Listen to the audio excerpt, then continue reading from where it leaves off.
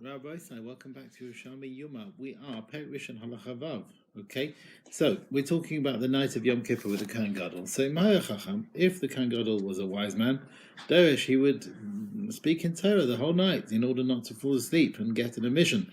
But if he wasn't so wise, I could understand something and hear things from others. Then the other scholars would darshan before him. We've always used to read in Psukim. Kori could read Psukim in love, and if he couldn't do that, we read before him. What would they read before him? Book of Iyov, Book of Ezra, Divrei Yamim.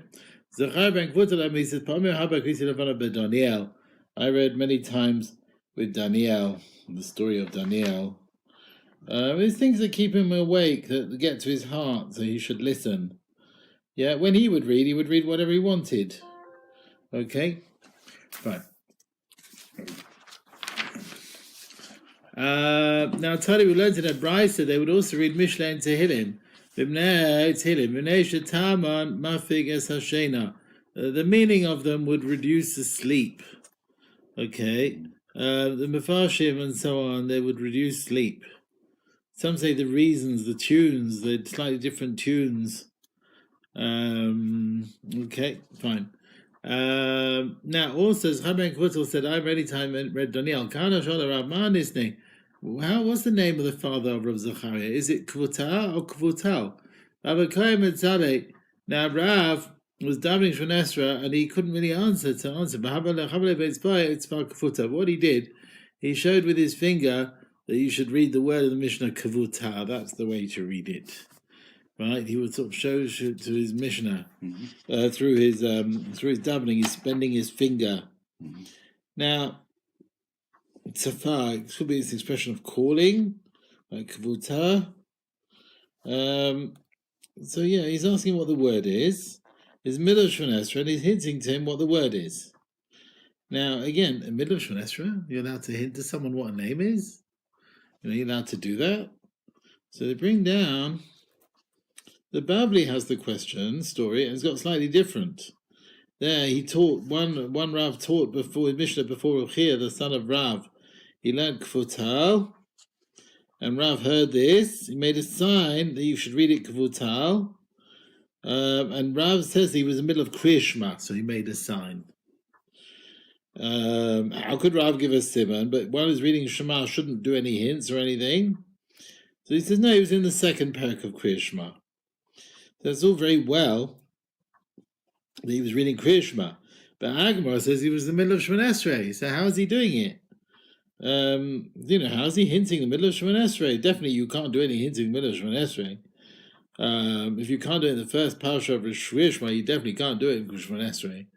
So it could be rather the question, he was bothered and he couldn't concentrate properly, and that's why he was allowed to hint, in order to go back to concentrating. Sometimes you have something on your mind, and you just can't, like a child disturbing you, you're trying to daven, you're allowed to hint to the child to quieten the child, because that's for the sake of your davening.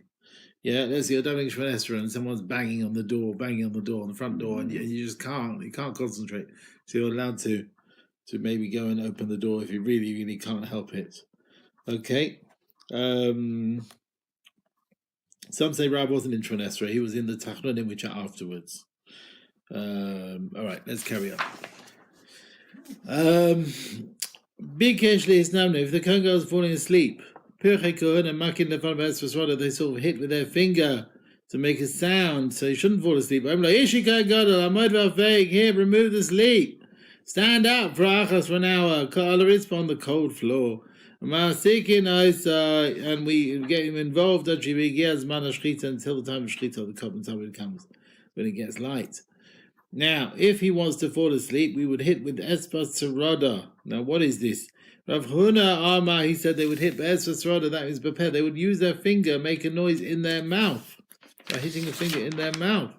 Rav Yochanan Amar, he said Espas Tzarada Bayad. No, they would hit the finger on their hand. Masnisa Pliga Rav Yochanan. It seems to go the Brisa argues on Rav Yochanan, because we learned in the Brisa, what is Espas Tzarada? Is the one of the mouth in the mouth. Not an instrument. So you see, they would hit it in the mouth, not like Rav Yochanan, who said they would hit it in the hand. Pasala, you can explain the brisa with ne'ima ne'emeres be'ezvot zrada omer b'peh. A pleasant noise, which can be heard from the voice of Etzvot Zrada, they would say it with their mouth. Lo b'nevel v'lo b'china. Not with the musical instruments and so on. So the voice of the finger itself was a coil of hitting on the hand, right? But they said it in their mouth. So the voice which you can hear on the hand, they would sing it, so it would come out through their mouth. They would sing it with their mouth, right? Not that the hitting would make the noise, but the singing. Okay. Every day of the days of the year, so they would clean out the ashes from the Mizbeach from when the cockerel crowed. Or next to that, a bit before, a bit after. Yom Kippurim, Yom Kippur, to do it from midnight. Regarding on the festivals from the end of the first watch. Now, if you hold the 3 watches in the night, then the first watch, the end, is 4 hours into the night, right? Which is before midnight. And in the festivals, you didn't reach the time of the morning. It was full of people who came with their kabbanas to bring straight after the tamid of the morning. There was a lot of people. And it was hard, sometimes it was hard on the Kohen to do the deshen because everyone else was there, so they hurried to do it beforehand. Okay? Right. Amar Rabbana. Now we said Yom Kippur they would take the ashes from midnight, and the festivals they would take it from the end of the first watch. Amar Rabbana. Surely it makes more sense. Yom Kippur from the end of the first watch. Those festivals from midnight. So Yom Kippur you do it earlier. Because we don't need to be too thirsty because of being close to the fire. The Kohen involved with it. Amr Yechlan, now the taking of the ashes, even though it's done at night, nevertheless, is the beginning of the abode of the new day. And therefore, before you do it, you have to wash your hands and feet. From the fountain, the kiyah, which is sunk into the ground. But during the night, it's sunk into the ground. The water shouldn't be possible by leaving it overnight. Yeah. Right. Some say they did. The Babli brings they would do Yom Kippur, the Truas Hadesh from Chatzais, because of Chulsha, the Kohen Gadol. Remember that the Kohen Gadol is weak, so we want him to start early before he gets too weak. Tosfos brings 3 opinions. According to one opinion, is he would do the Truas Hadesh Yom Kippur, just like he has to do all the other avodah.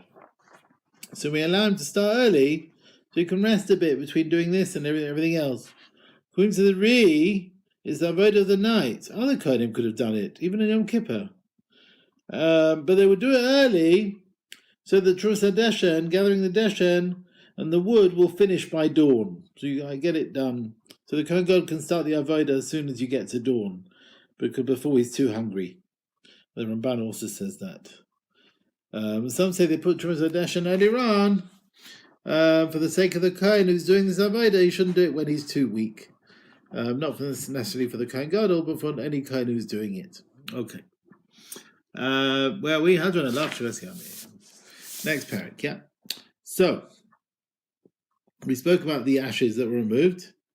So now, how they would decide which of the Kohanim would do the avodah. Very shina in the beginning, before the trouble happened. Anyone who wants to take the ashes from the Mizbeach, could do it. If there are many people who want to do it, they go running up the ramp.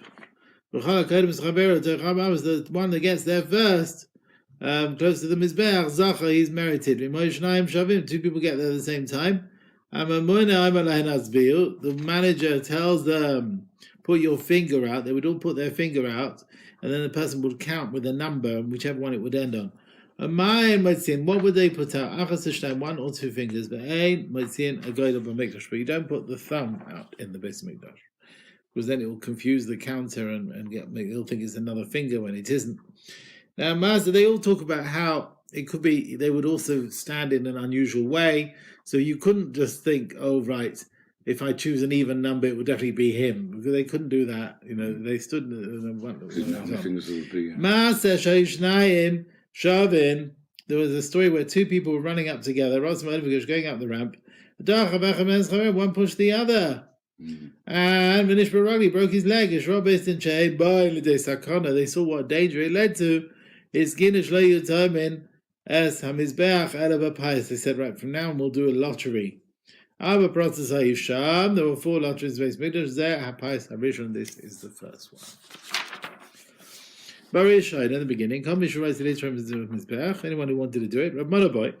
Now, what about the ashes that was removed? Why didn't we make a lottery for that? Isachami. He says, come and see. Shchita kashera bazar. Shchita anyone can do. And yeah, you're still saying through a lottery who is the one who will do it. But Truas Hadesh and Asur Bazar, a Cohen has to do it. And you're saying there's no lottery to decide which Cohen? If Shchita, which doesn't need to be done through a Cohen, you're telling me there's a lottery, then they should have made definitely a lottery for Truas Hadeshen, which only a Cohen can do it. Shchita is in the day, but Truas Hadeshen is all night. Yavis, you're going to tell me you should do a lottery. Look, who's going to be bothered to get up early? Ala Sofek on the chance that he'll be able to do the ashes and so on. Who says I'll get a chance? I should get up really early to do that. So he said, you know what? The first Cohen that comes along. It depends who's enthusiastic. My Chavis Meima. What's the source for this? For this? Actually, it's kosher all night. It says Kol Halayla. And you'll bring the Deshen Mikan, the Trumas Hadeshen Shehi Kashera Kol Halayla. Yeah, Trumas Hadeshen is kosher all night. Now, Zar can't remove the ashes. What about punishment if he did? Zar Harav, if he did move the ashes, Chaim gets Misa in the hands of heaven. But Shlakish Amai said Potter. No, he's Potter from Misa. He only gets lashes. What's the reason why Shlakish? That what? He's puttering. He only gets lashes. It says, Avodas Matana, it's like a gift. Right? And the one who comes near is Yumas, etc. Putting the blood is terrible. Yatsa there, as opposed to removing the ashes, Shiba Rama is just done by removing them from the Mizbeach. Therefore, the Zohar is not Chaim for that. Ma'atzad of Yochanan, who says this is Chaim, he says, L'chol Dvar Mizbeach, but anything on the Mizbeach. Four things which if a Cohen does them outside the Mikdash, he's liable. If a Zar does them, a Zar will be chayav if he does them inside. What are these? Zuhak Torah, offering their limbs, Uzrika, and the sprinkling of the Damakabah, Menisuch HaMayim, and the pouring of the water on the Chag HaSukkos, Yayin, and the wine that comes to the Kabbanis every day of the year. So all these avodas are complete avodas. There's no additional avodah connected to it. But Asya, this opinion fits in like Reb Shimon ben Lakish, that you're not chayav Zar is not chayav Misa for just taking the ashes. Leviam, I feel it was Sadeshan, even removing the ashes. But Asya Reb Yochanan fits in like Reb Yochanan, who says you are chayav Misa for a Zar who's removing the ashes. Now the din avodah, it depends on Machlokes Reb Yochanan and Shlokish. So now let's see. What about Chata Gechalim, a stranger, Yisrael? He took the coals from the Mizbeach, so he lifted the ashes by moving the coals to the side, the coals which had already burnt. Tiflogta Reb Yochanan and Shlokish, an argument. Haitzi Shar Hadeshen, if you removed the leftovers of the ashes, Tiflogta is against an argument of Reb Yochanan and Shlokish. Kuntu Reb Yochanan is Chayav Misa. Kuntu Reb Shlokish, you're Potter of Misa. And now the idea of forbidding a Zar to remove the Deshen depends on Machalis Tanaim. So Azikan Dama, the one who says that the punishment is depending on Machalis Yochanan and Shlokish, that's because he says, the Pasuk says Acherim, it says the Hatzas HaDeshen, the clothes that they wear for this needs to be lower value clothes, right? Bechusin Mehen, less than the value clothes from the ones that you wear for removing the Deshen. What's this? The begodim that you wear for this Avodah, taking the Deshen out, needs to be b'chusim and like lower quality. Just 1 second. Acherim is talking about the clothes which we'll talk about earlier. The clothes of the Cohen that he's wearing now need to be less than the clothes that he wore doing other avodah. Yeah, other avodah is so on.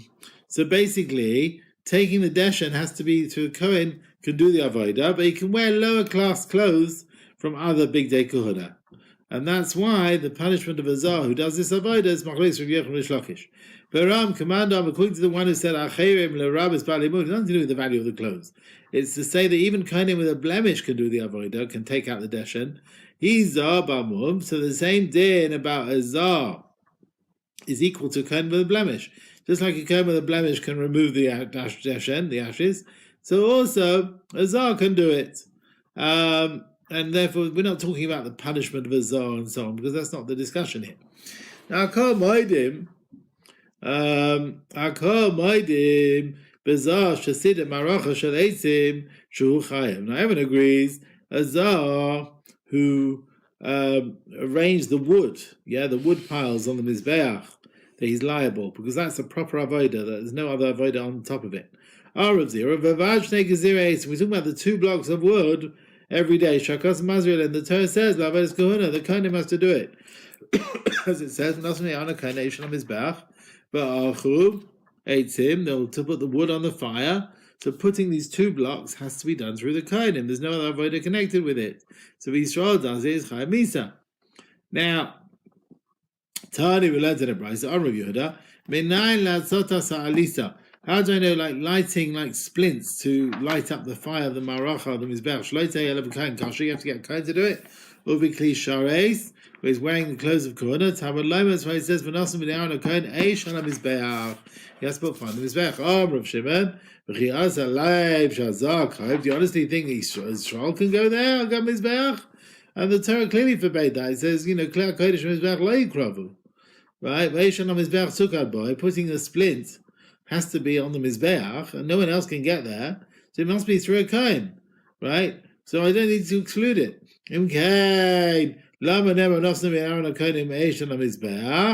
Why does it say they put the fire on the Mizbeach? It tells me about putting the fire, that you don't do it unless you're on the top of the Mizbeach, right? That's not from the pasuk that Yehuda brought earlier on, but that's what it's telling me, that you should put the fire standing at the top of the Mizbeach. Rabbi Yehuda agrees that avodah is done on the Mizbeach, you can't get Yisrael to do it. How tivul? They ask the question. Marcus says, it must carry on. The fire must carry on. From here we learn that putting the fire must be at the top of the Mizbeach. So we have a contradiction with what he said elsewhere, because Tamam, the Brisa we brought, Rabbi Yehuda held, Sricha, that the pasuk's needed to tell me that this flint lighting has to be through a Cohen who's kosher. So lighting the fire doesn't have to be on the Mizbeach, because otherwise I don't need to tell it to you. But here in the second Brisa it comes out, I don't need the pasuk to tell me that lighting has to be through a Cohen kosher, because the fact that it's got to be on the Mizbeach, well, we know the Kohanim are the only one that gets the Mizbeach. What do you know from the second Brisa? Naima, we can say that lighting it has to be Barosh Mizbeach, but maybe it's permitted for a Zar to do it. So the fact that Yehuda agrees with Shimon, yes, it has to be on the Mizbeach, it's possible for Zar, that may not be right. It could be it's allowed to go to the Mizbeach, to avoid it, which is kosher. So we need 2 psukim basically. One to tell you that lighting has to be done at the top of the Mizbeach, and the second one to tell you that Yisrael can't do it, as we brought in the first Brisa. Taram, if you remove the ashes and then the wind scattered them, before you put them on the floor of the Azara, Tiflug says Machlokes Rabbi Yochanan and Rabbi Chanina about a similar case with the komets of a flour offering. Komets shenasnu al gabe ha'ishim. You put a fistful of a flour offering on the fires, on the coals on the Mizbeach, right? Before it got burnt, the wind made it fly away. But where all the fistful is now gone, the owner has his forgiveness. When the whole komets was put on the fire, he's fulfilled his duty. And the Kohanim can eat the leftovers. Rabbi Yecham, he says, when the fire takes hold of the majority of the fistful, that's when the owner gets his forgiveness. And that's when Me'ilah goes away from the Shiraim and the Kohanim can eat it. But if the komets was maybe flew away before then the owner has no forgiveness. And he's got din Me'ilah b'Shiraim. Okay, that's not okay. Mahu, what does it mean when it says the fire has to take hold Baruba, the majority of it? Doesn't mean Baruba is it's the majority of the fistful. Barov ko Predo Tamar, so maybe the majority of each and every piece. It was said on each and every piece. But the fire takes hold of the majority on each and every piece. Okay. Taram Chetzia. If the Cohen only removed half the ashes which are needed, does he have to now do the second half? Or maybe it's possible it has to do a whole share. So if you looked at Rabbi Yochanan, if you made the whole fistful holy in one vessel, in one go, and you sort of divided it into tiny bits, like sesame, and you ended up burning the whole thing in tiny bits. Yadza, you fulfill your duty, the Minchas Kashera. Sure, but Levi Amai says, Masnisa Lam, okay. The Mishnah didn't say this. Ella says, Hekte Kumsai, if you were mucked here a fistful on this Be'ach, but Amim twice, you divided a fistful into two, then Kashera. It's only kosher if you divided a fistful into two. But if you divide into more, you brought each piece separately, and definitely you did it all in one go, like the size of a sesame or something, then it's going to be possible. Rav Chaim Baruch Hashem Shem Levi. En kamitza, a fistful is not kosher unless there is pachus mishnei zaysim. It must be the size of 2 olives. En agtara pachus mikazais. You can't offer it on the mizbeach less than a kazai size. Yeah. Each kometz has to hold shnei kazaisim. So if you divide a kometz into 2 parts, then each one has a share kazais. Okay. Now, Rishon Levi is not matter you to offer kometz in very tiny, smaller than a kazais amounts. Rabbi Yochanan allows you even with parts which are size of sesame. And just like they argue with a kometz, they argue with Trus Hadeshen, where the Cohen removes the shir kazais which is needed. Right? According to Rishon Levi, it's possible because the shir of truma has to be all taken in one go. Good to Rabbi Yochanan is kosher because you can remove the deshen a few times. Rabbi Yitzchok Me'ata, if you're telling me the shev kamitza less, the smallest is 2 olives, Cohen she'ein yodem al-zakos, you can't hold a fistful. If you can't hold 2 olives worth of the fistful, what are you going to tell him? Basam and avoda, you can't do the avoda. Is that what you're going to say? Taram bismol. If you did removing the deshen with your left hand, then tifluk there's machlokes Rabbi Yochanan you had a Rebbe. So Rabbi Yochanan said kavis shekadosh b'kli. If you put it in a kli sharetz v'yiktira and you left a fistful on the fire, bein b'yad, whether you did it with your hand, bein b'kli or with a vessel, bein, whether you hold the kometz or the kli sharetz b'yamin with your right, maybe small with some left, is kosher. But Rabbi Yehuda, he says we can say that we could be talking here about, one second, the kometz, maybe it's about achatas here. One second. Rabbi Yehuda, he says no, the kometz could be like achatas biyad, either you're using it like achatas with your hand, or like you do the blood, the asham, b'kli with a vessel. The vad, providing you have to do the avodah b'yamin with your right hand. So it's saying with Trus Hadeshen, according to Rabbi Yochanan, right, the Cohen could be removing the ashes, whether it's with his right hand or his left. According to Rabbi Yehuda, he has to do it with his right. Ha-tivut, they asked Rabbi Yochanan who holds, you can take the fistful when you're holding in your left hand. But Tani, we've learned in Zvachim, kibel b'yaminai, if you receive the blood in his right hand, nasan bismoida, he puts it in the keli in his left, yachzil yamina, bring it back to the right. So if already when you're taking the kli and the blood of the korban bismol is in your left hand, the din is hu machzir, you have to return it to your right. Right, even though you're only taking it to the mizbeach, because the blood of a chatas, the mizbeach, you have to put with your finger, not with the keli. Like kashkein labazach, how much more so this cupful, where you're not taking the kometz, you're going to be, one second, you're not only removing the kometz, you're going to offer it up as well. Surely you should do it with the right hand. So if the Cohen is makter the kometz with his hand, should do it with the right hand. So as Rabbi Yochanan said, he can do it with his left hand. If someone learned this order that the fistful can be done with the left, It's Rav Shimon Shani. He was the one who learnt it. The Tani, we learned Rav Shimon Omer, Eina Tzricha Kiddush. The fistful that's been separated from the milcha, you don't have to make it holy with your mouth. But as Bazach, you don't have to put it in a Klisharis Keli, right? So that's why you can put it on the Mizbeach, even with a weekday chol, with a weekday Keli. And the same thing, do with your left hand. But Shimon, this did is like Rav Shimon, is like Rishis of Shimon, Aviv, Rishis of Shimon, his father, the Taninas, Haman. We learned to Menachas Shalai be Klisharis. If the fistful was not put in a Klisharis, the milk is possible, but Rav Shimon Mashrir. Rav Shimon allows it. Yeah. Okay. I think we'll stop here, Rabbi Isai. Yeah? Yeah.